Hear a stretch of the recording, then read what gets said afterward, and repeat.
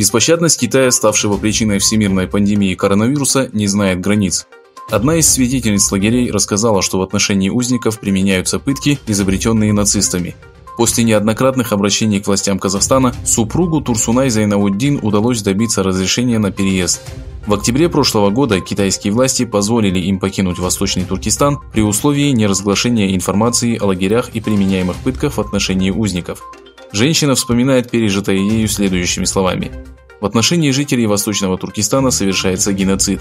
Я видела своими глазами, как женщины и девушки подвергались насилию. Многие талантливые люди и ученые были убиты. В результате жестоких пыток многие узники теряют рассудок. Беспредел и беззаконие китайских властей имеет огромные масштабы. Все жители уйгурского региона находятся под угрозой исчезновения.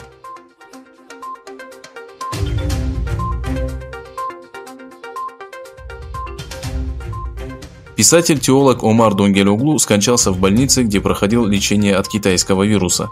Сегодня Омара Донгель-Оглу, который известен постоянными молитвами за угнетенных мусульман Восточного Туркестана, вспоминают добрым словом и благодарностью.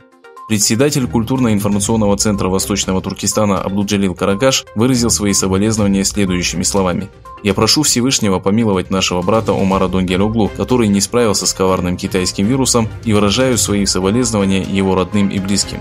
До сегодняшнего дня вместе с ним мы преодолели множество трудностей, поддерживая друг друга и разделяя общее дело. Вечная память нашему учителю, да обрадует его Аллах раем».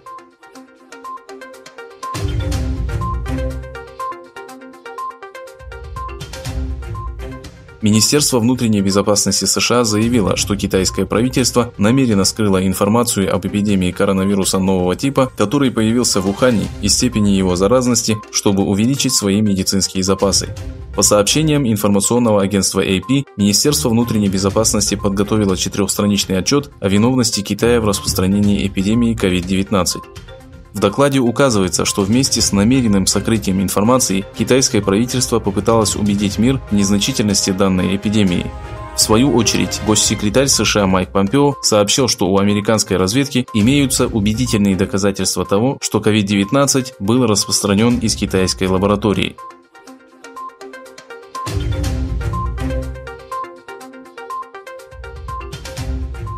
В правительстве США обеспокоены тем, что в тендере на строительство установки по очистке морской воды в Израиле, стоимость которой составит $1,5 миллиарда, в первую двойку попала китайская фирма. О начале тендера на строительство установки 40B в районе Нахал-Сорейк, расположенном на севере Израиля, объявил телеканал 13.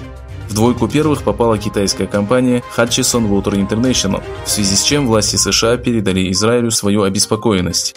Ранее Вашингтон предупреждал Тель-Авив о том, что доля китайских фирм на израильском рынке заметно увеличилась.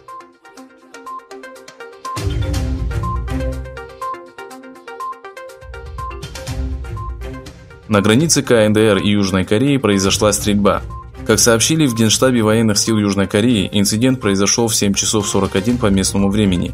Северокорейские военные произвели несколько выстрелов по военному блокпосту в Южной Корее.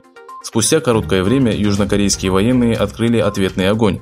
Пострадавших в результате стрельбы нет. Военные чины Южной Кореи пытаются выяснить обстоятельства произошедшего.